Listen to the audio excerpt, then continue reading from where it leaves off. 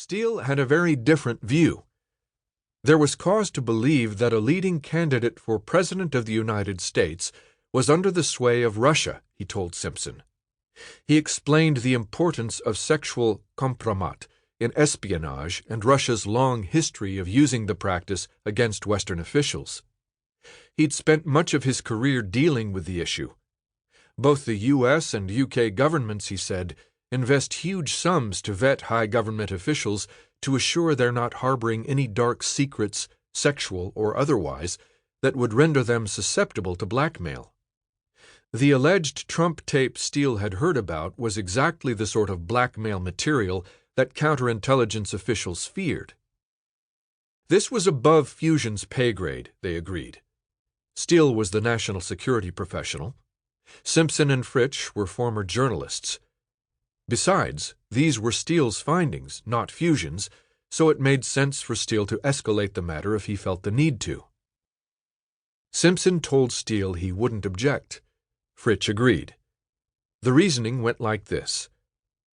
The allegations outlined a criminal conspiracy involving a hostile foreign power. If the allegations turned out to be true, there was no question that the government needed to know what was happening. If they didn't prove true, probably nothing would come of it, so long as Fusion didn't involve the client or itself in the matter and risk politicizing the reporting. Simpson and Fritsch decided not to tell Elias, the Clinton campaign's attorney, that Steele was going to the FBI. In fact, Elias had never even heard of Steele. While Elias was aware that Fusion had engaged someone outside the United States to gather information on Trump's ties to Russia, he did not ask who it was or what the person's credentials were. In this case, it was better to ask forgiveness than permission, they reasoned. The decision to keep Elias in the dark about Steele's outreach to the FBI put Fusion in a bind. In legal engagements, investigators work at the direction of attorneys and are essentially their agents. Yet Simpson and Fritsch knew there was also a competing ethical and legal obligation under the law to report a possible felony. The potential crimes outlined in Steele's memos included possible violations of the Federal Election Campaign Act, the Computer Fraud and Abuse Act, and, not least, the Espionage Act. Later on, Republicans in Congress, many of whom are lawyers and former prosecutors, would behave as if they were oblivious to this well-known legal concept. Meanwhile, Steele made plans to go to the FBI. His own sense of urgency was animated by the alarming nature of the intelligence, but the political calendar was also relevant.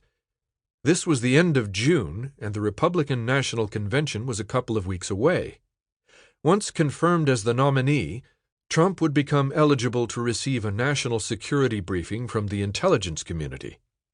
Steele thought that community needed urgently to know, if it didn't already, that the next possible U.S. president was potentially under the sway of Russia.